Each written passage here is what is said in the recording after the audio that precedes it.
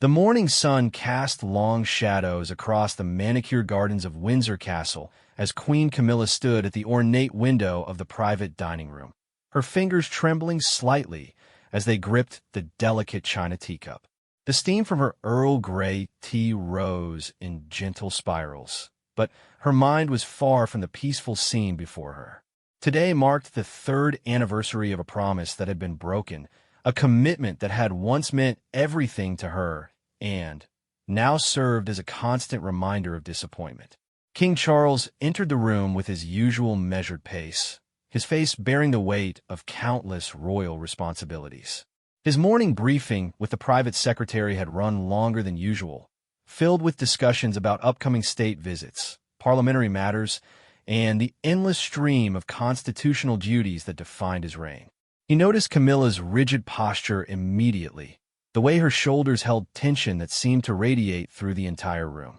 "Good morning, my dear," Charles said softly, approaching the breakfast table where staff had laid out their usual morning meal. The silence that greeted him was telling. Camilla did not turn from the window, did not acknowledge his presence with even the slightest movement. The servants, trained to read the subtle dynamics of royal relationships, exchanged glances before quietly retreating to give the couple privacy. Charles poured himself coffee from the silver pot, the gentle clink of porcelain the only sound breaking the heavy atmosphere. He had learned to recognize these moments over their decades together, times when unspoken grievances built like storm clouds before inevitably breaking. Yet something about this morning felt different, more charged with an electricity that made him uneasy. "The gardens look particularly beautiful this time of year," he ventured, hoping to bridge whatever gap had opened between them. Still, Camilla remained silent, her reflection in the window showing a face etched with frustration and hurt.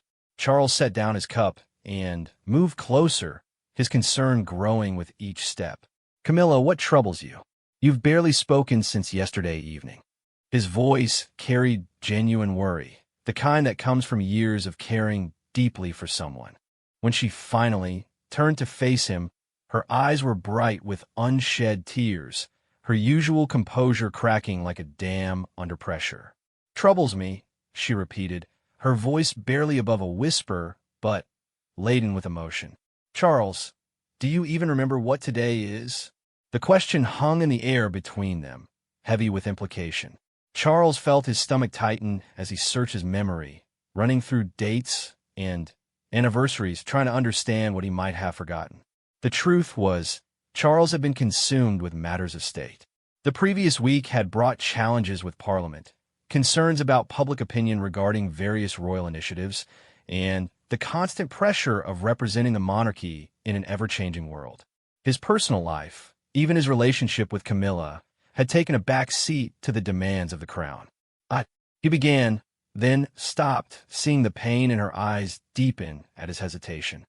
"Please, help me understand." The admission of his oversight only seemed to fuel whatever fire was building within her.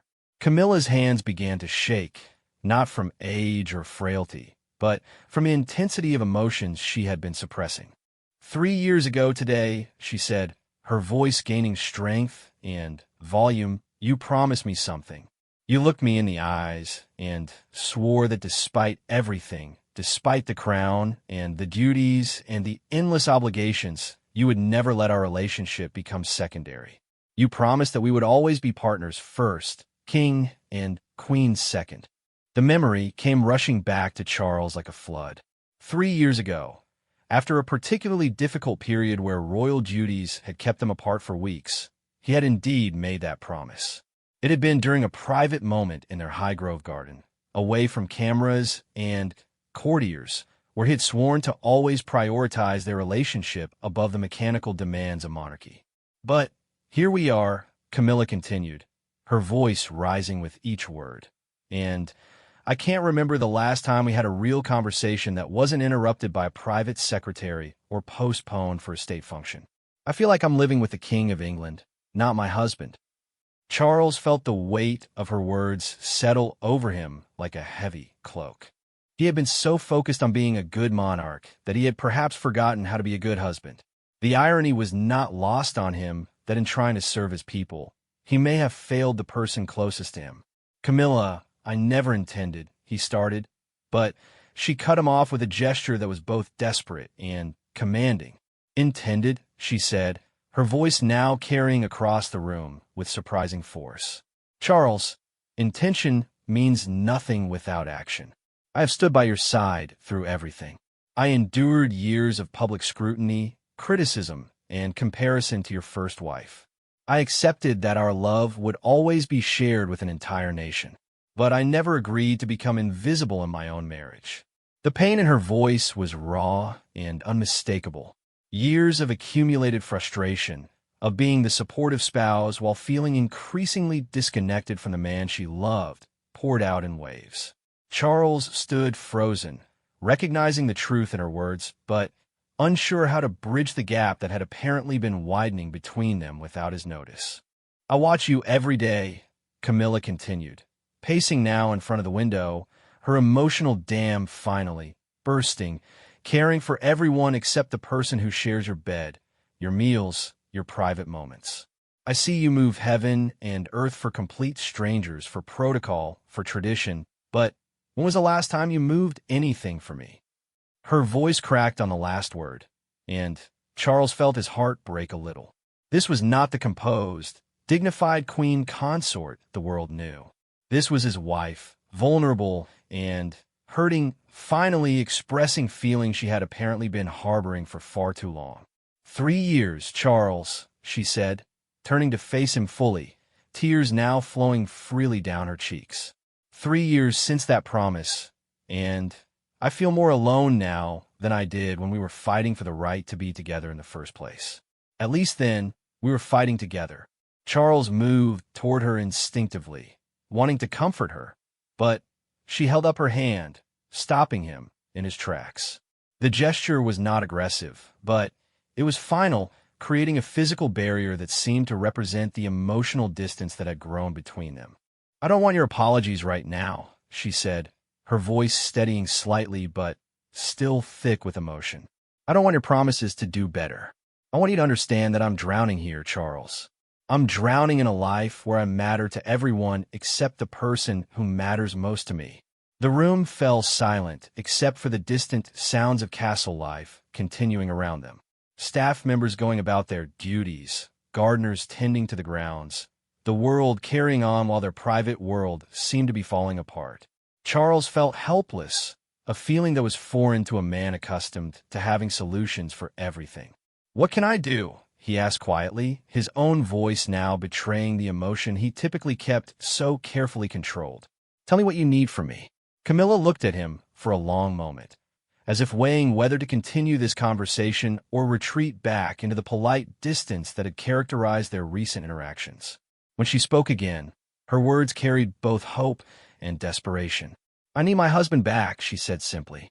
"Not the king who happens to live in the same house as me. Not the man who squeezes me into his schedule between meetings and state dinners. I need the Charles who used to call me just to hear my voice, who would cancel appointments to walk in the garden with me, who made me feel like I was the most important thing in his world." Her words hung in the air like a challenge, and Charles realized that his response in this moment might determine the future of their relationship. He had faced constitutional crises, political upheaval, and public scandal, but this felt more daunting than any of it. This was about the woman he loved feeling unloved by him, and that was perhaps the greatest failure he could imagine.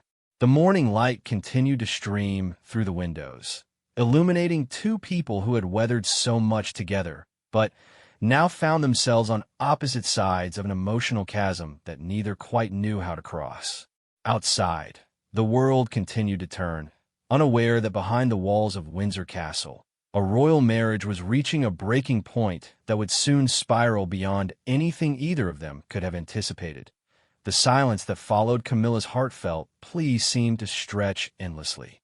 Charles stood motionless, his mind racing through years of memories, trying to pinpoint exactly when their relationship had shifted from partnership to parallel lives.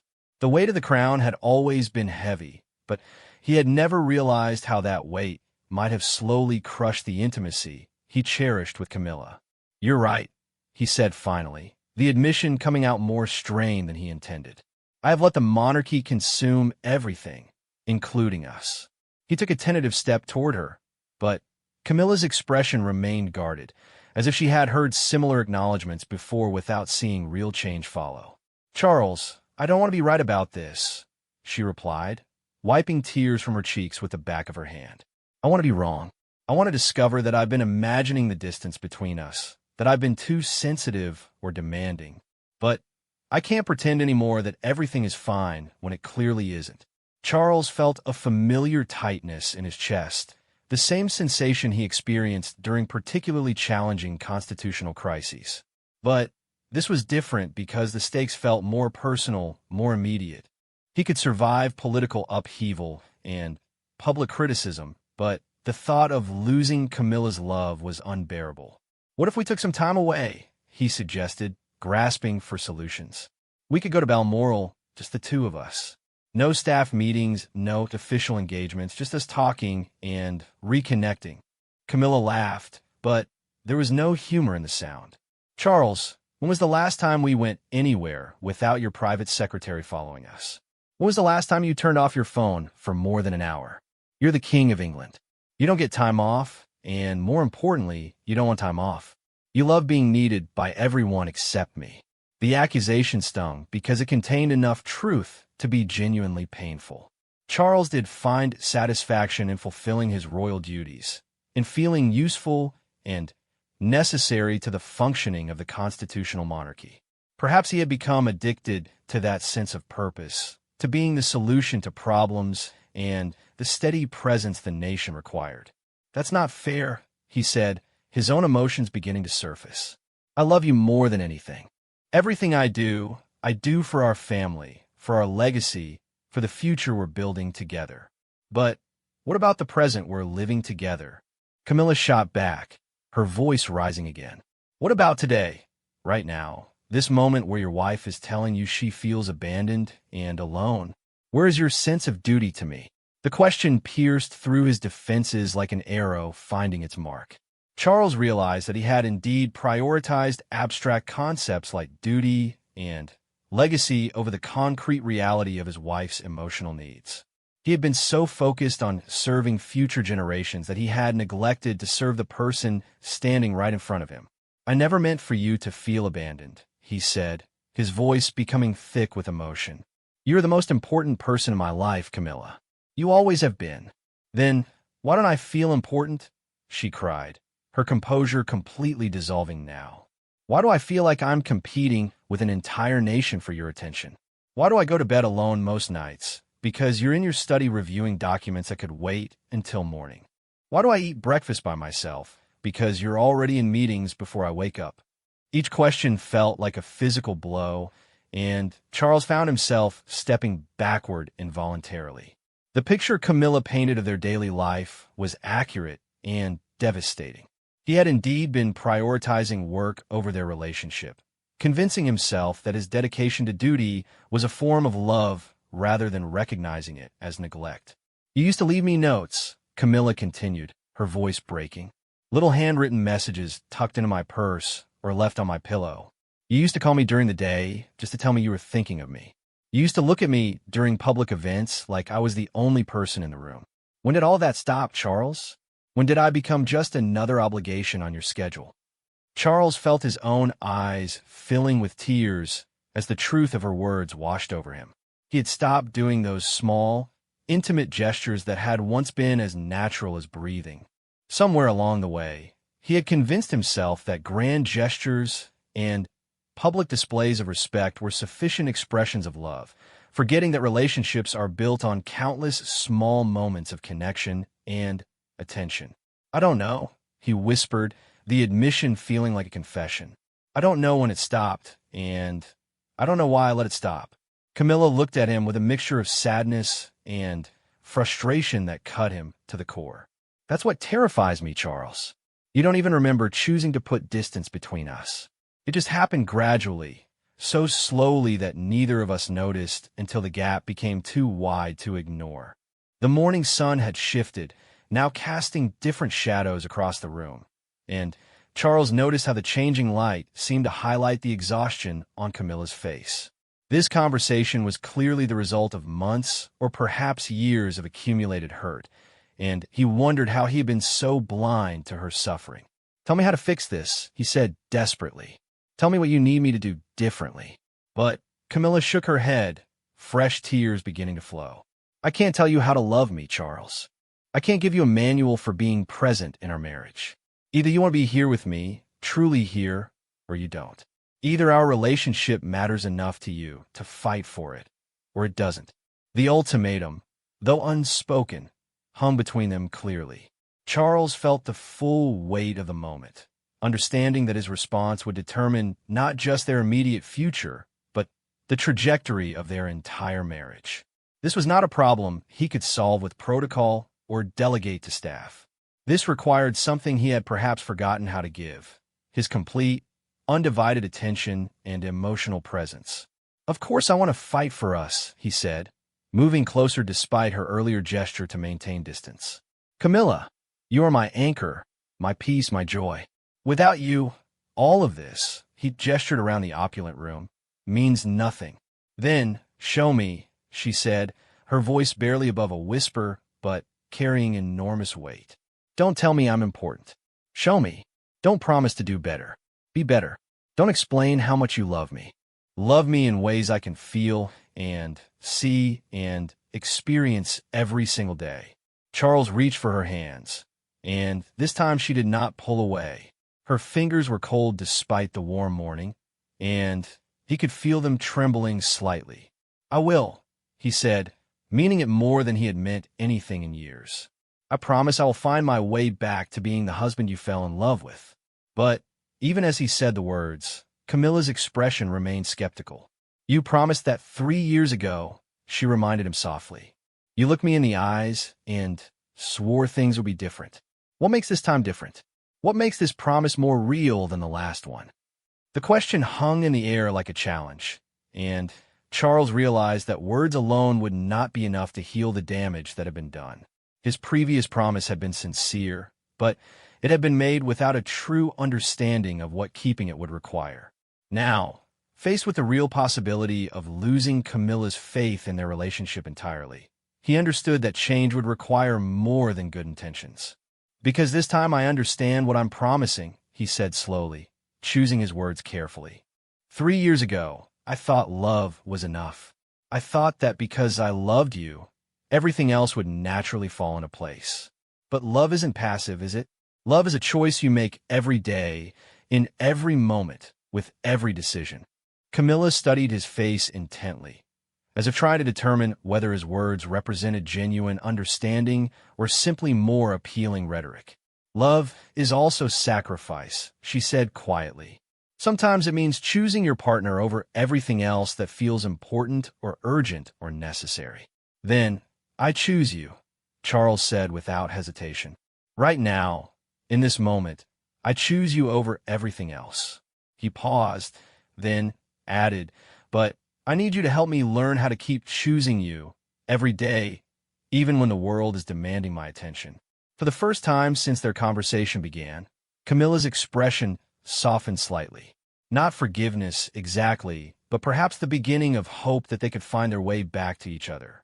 The morning light continued to shift around them, marking the passage of time and the evolution of a conversation that was reshaping their understanding of their relationship. "I need you to choose me even when it's inconvenient," she said. "Even when there are important meetings or urgent matters or traditions that seem more pressing. I need you to choose me especially then, because that's when it counts most." Charles nodded, beginning to understand the depth of change that would be required. This was not about grand gestures or public declarations.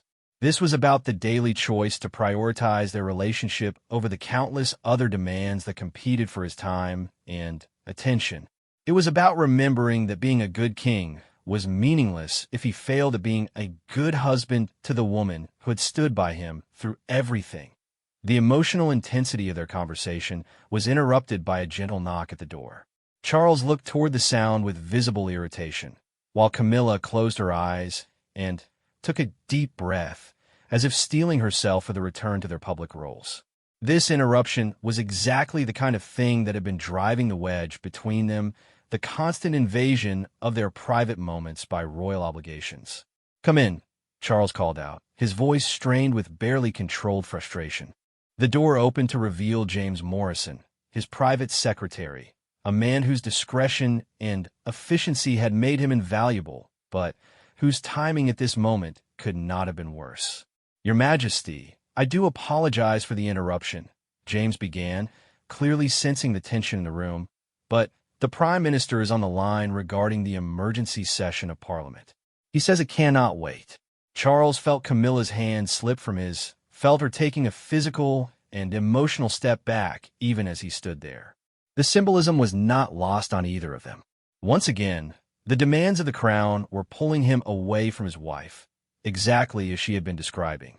He could see in her eyes a mixture of resignation and renewed hurt, as if this interruption had proven her point more effectively than any words could have.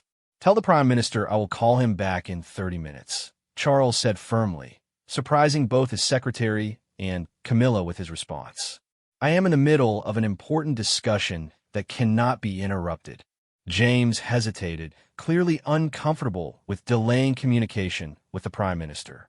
"Your Majesty," he indicated it was quite urgent, regarding the situation with the steelworkers' strike and potential economic implications.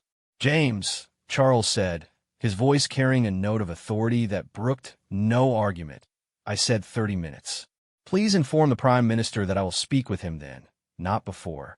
The private secretary nodded and retreated, closing the door behind him, but the damage had already been done. Camilla stood with her arms wrapped around herself, a defensive posture that spoke volumes about how the interruption had affected her emotional state. "You see," she said quietly, her voice heavy with a mixture of exhaustion and vindication. "This is what I mean, Charles. Even in the middle of the most important conversation about our marriage, the outside world intrudes. And your instinct was to take the call, wasn't it?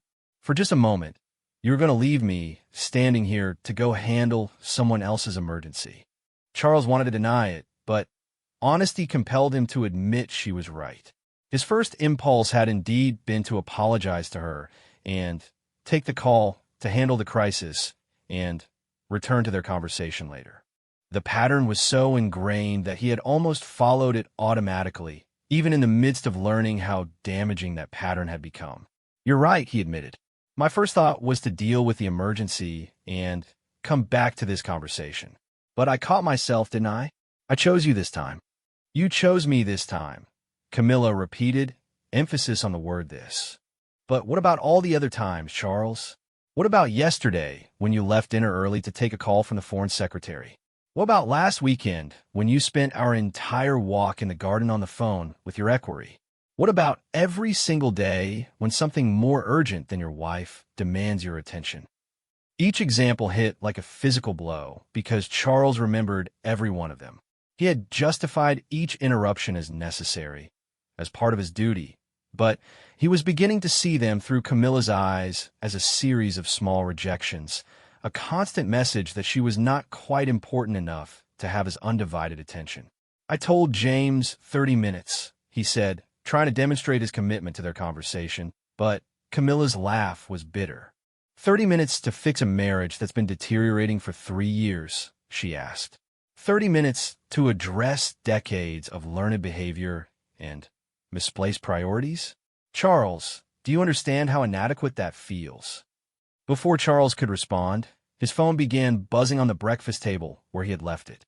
The screen lit up with notifications, and, even from a distance, they could see the stream of messages and missed calls that had accumulated during their conversation. Each buzz seemed to underscore Camilla's point about the impossibility of maintaining intimacy in the face of constant external demands. "Turn it off," Camilla said suddenly, her voice carrying a desperate edge. "Right now, turn off your phone. Put it away. Show me that for once, just once, I can have your complete attention without sharing it with the entire British government." Charles looked at the phone, then back at Camilla, recognizing this as another crucial moment in their conversation. The device seemed to represent everything that had come between them, all the ways the outside world had infiltrated their private life and gradually eroded their connection. He walked over to the table, picked up the phone, and without hesitation, powered it down completely.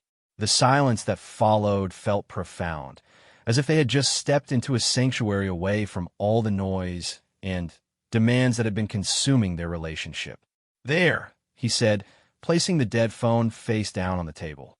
"No interruptions. No emergencies. No one else's needs but yours and mine." Camilla watched this gesture with surprise and something that might have been the beginning of hope. "When was the last time you turned off your phone during the day?" she asked. Charles thought about it seriously. "I honestly can't remember," he admitted. "It's been years, probably since before I became king." "And doesn't that terrify you?" Camilla asked, moving closer to him now. "Doesn't it scare you that you've become so available to everyone else that you've become unavailable to me? That your own wife can't remember the last time she had your undivided attention?" The truth of her words was undeniable, and Charles felt something shift inside him, a recognition of just how much he had lost while believing he was fulfilling his duties. He had become so focused on being accessible to his subjects that he had become inaccessible to the person who mattered most to him. "It does terrify me," he said honestly. "Not the phone being off, not missing calls or messages, but the realization that I've been so busy serving everyone else that I've failed to serve you. That I've been so committed to being a good king that I've forgotten how to be a good husband." Camilla's eyes filled with tears again, but these seemed different from the earlier tears of frustration and hurt.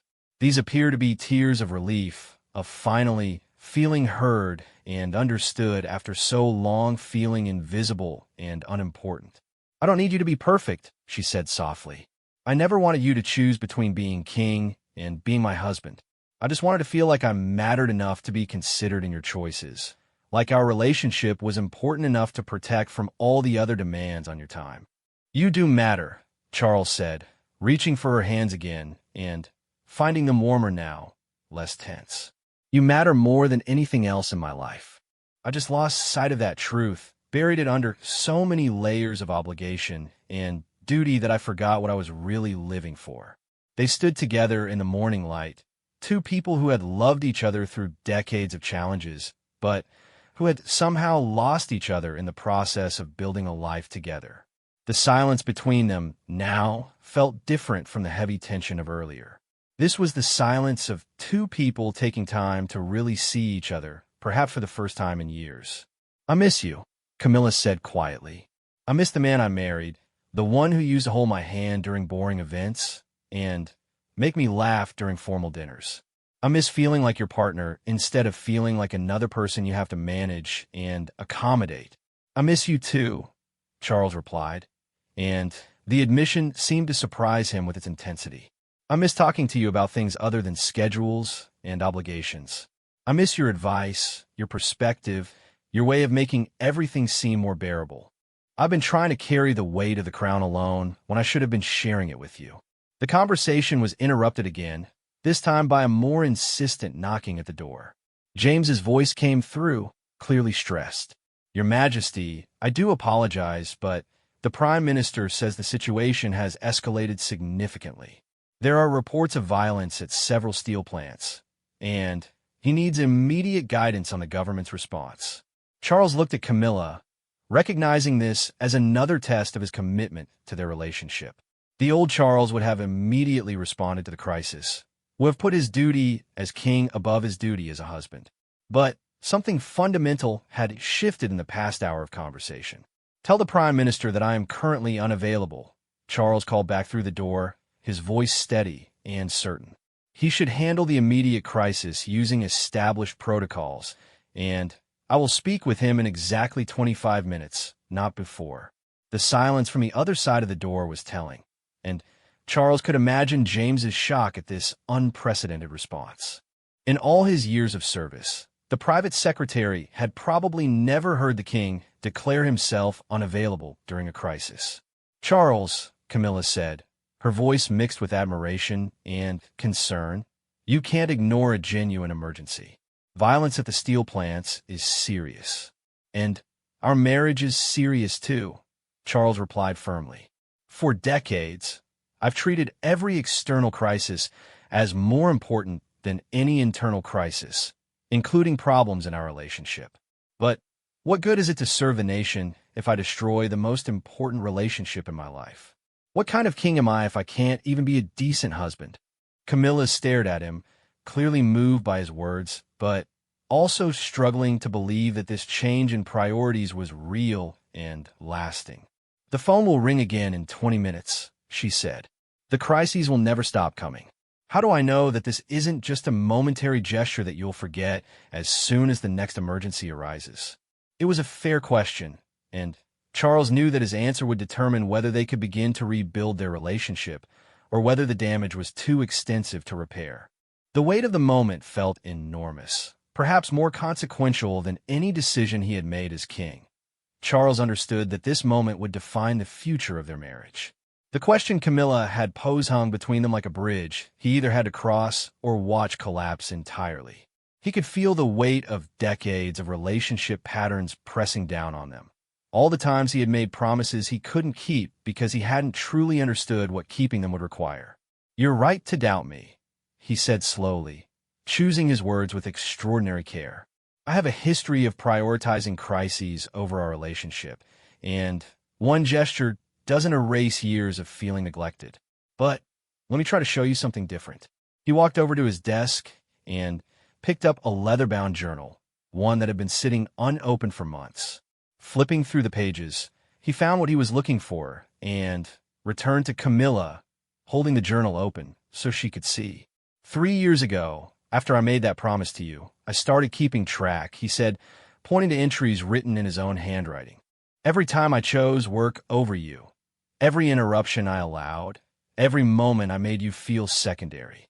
I documented it all, thinking it would help me do better." Camilla looked at the pages with growing amazement. Entry after entry detailed moments when Charles had recognized his failure to prioritize their relationship. Dates, times, specific incidents where duty had trumped love, all meticulously recorded in his precise handwriting. "Charles," she whispered, "you've been tracking this for 3 years?" "Every instance," he confirmed. "At first, I thought awareness would be enough to change my behavior. I thought if I just noticed the pattern, I could break it. But the entries kept coming, didn't they? Because awareness without action is worthless." The journal entries painted a devastating picture of gradual relationship erosion. Canceled lunch with Camilla for emergency Commonwealth meeting that could have waited 2 hours. Cut short evening walk because foreign secretary called about routine diplomatic correspondence. Miss Camilla's doctor's appointment follow-up because of non-urgent briefing about trade negotiations. "Why didn't you show me this before?" Camilla asked, tears in her eyes as she read through the documented history of their growing disconnection. "Because I was ashamed," Charles admitted. "Each entry was evidence of my failure as a husband. I kept thinking I would turn around, that the next page would be filled with examples of me choosing you instead of documenting another failure. But the pattern just continued, and the journal became a record of my inability to change despite good intentions." Camilla continued reading, and Charles watched her face as she processed the reality that he had been aware of his neglect, but seemingly powerless to stop it. "This entry from 6 months ago," she said, pointing to a page. "Camilla waited dinner for 2 hours while I reviewed documents that weren't urgent. Saw the hurt in her eyes when I finally came to the table, but justified it to myself as necessary preparation for tomorrow's meeting. It wasn't necessary. I chose paperwork over my wife's feelings." "I remember that night," Charles said quietly. "You had prepared my favorite meal, had lit candles, clearly wanted to create a special evening together. And I destroyed it with my inability to set boundaries with my staff and obligations. But you wrote about it here like you understood what you had done wrong," Camilla said, confusion evident in her voice. "If you knew it was wrong, why did you keep doing it?" Charles sat down heavily, feeling the full weight of his emotional exhaustion. "Because changing patterns is harder than recognizing them," he said. "Because every crisis felt genuine and urgent in the moment. Because I convinced myself that being a good king was the same thing as being a good husband, that serving the nation was how I served you. But it's not, Camilla said softly. Serving the nation means nothing if you can't serve the people you love most. I know that now, Charles replied. Reading these entries back to you, seeing the pattern documented so starkly, makes it impossible to deny the damage I've done. Not just to you, but to us, to the partnership we built together. They sat in silence for several minutes, the journal open between them like a confession. Finally, Camilla spoke. What does change look like, Charles? Not promises or intentions, but actual, concrete change. Charles had been thinking about this question since the moment she first expressed her pain, but now he needed to articulate a real plan, something measurable and sustainable. Starting today, no calls or meetings during breakfast unless someone is literally dying, he said. One evening a week that belongs entirely to us. No devices, no staff, no obligations. One weekend a month where we leave London entirely and don't take any royal business with us. And when someone says it's urgent, Camilla asked, clearly testing his resolve. Then they handle it using the systems and protocols that exist for exactly those situations, Charles replied firmly. I'm not the only person capable of managing every crisis. Part of good leadership is trusting others to handle responsibilities, including emergencies that arise during my protected time with you. As if summoned by their conversation, another knock came at the door, more urgent than the previous ones. This time, James didn't wait for permission to speak. Your Majesty, I must interrupt. The situation has deteriorated significantly. There are reports of injuries, and the Home Secretary is requesting immediate consultation about deploying additional police forces. Charles felt his old instincts kick in, the familiar pull of duty and responsibility. But this time, instead of automatically responding, he looked at Camilla first. Her eyes were watching him intently, clearly understanding that this was the real test of whether anything had actually changed between them. James, Charles called through the door. Patch me through to Commander Sarah Phillips of the Royal Protection Service. She's to coordinate with the Home Secretary on immediate tactical responses using existing emergency protocols. I will be available for consultation in exactly 15 minutes, not before. But, Your Majesty, James began. 15 minutes, Charles repeated firmly. The government has handled crises before I was king, and they're fully capable of handling this one for 15 more minutes. If anyone suggests otherwise, remind them that delegation is a cornerstone of effective leadership. The silence from beyond the door suggested that James was either in shock or busy making phone calls to implement Charles's instructions. For the first time in their marriage, Camilla had witnessed him actively choosing her over an external crisis, not just in words but in actions. You realize, Camilla said quietly, that this could go badly. The crisis could worsen in the next 15 minutes, and you'll be blamed for not responding immediately. Then, I'll be blamed, Charles said without hesitation.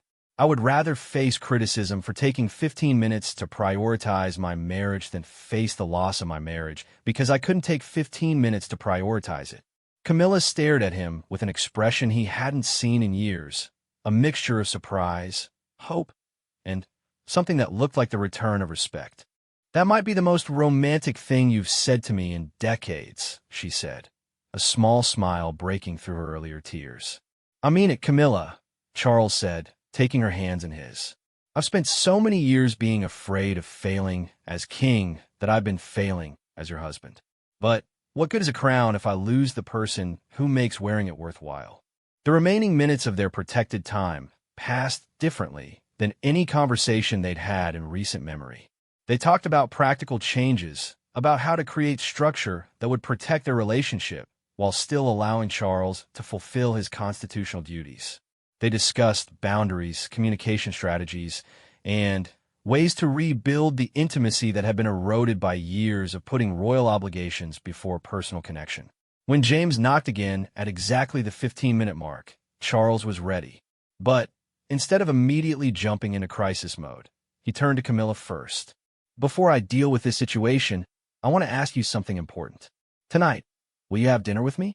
Just us, No staff, no schedules, no interruptions. I want to hear about your day, your thoughts, your dreams. I want to remember what it feels like to be your husband instead of just your king. Camilla's smile was radiant, the first genuinely happy expression Charles had seen from her in months. I would love that, she said. But, Charles, what if there's another emergency tonight? What if the steel situation escalates further?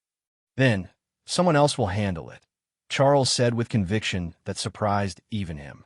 Tonight belongs to us. Tomorrow I'll be king again, but tonight I'm just going to be your husband.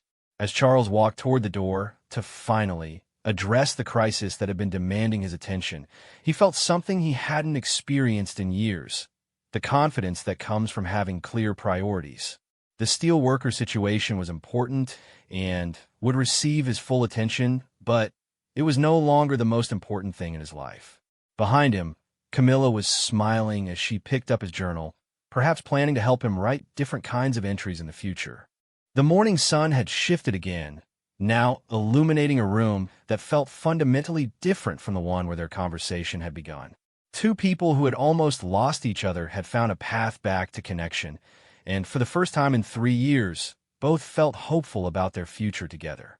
The royal guards who had been discreetly stationed outside the breakfast room had heard the emotional intensity of the conversation through the doors, understanding without being told that they were witnessing a pivotal moment in the royal marriage. As Charles finally opened the door to face the waiting crisis, they saw a man who had been transformed by love, someone who had remembered that being a good king meant first being a good human being. The day ahead would bring challenges, as all days do for those who carry the responsibilities of leadership. But it would be the first day in years when Charles would face those challenges as part of a team again, supported by a wife who felt valued and prioritized, ready to rebuild the partnership that had always been their greatest strength.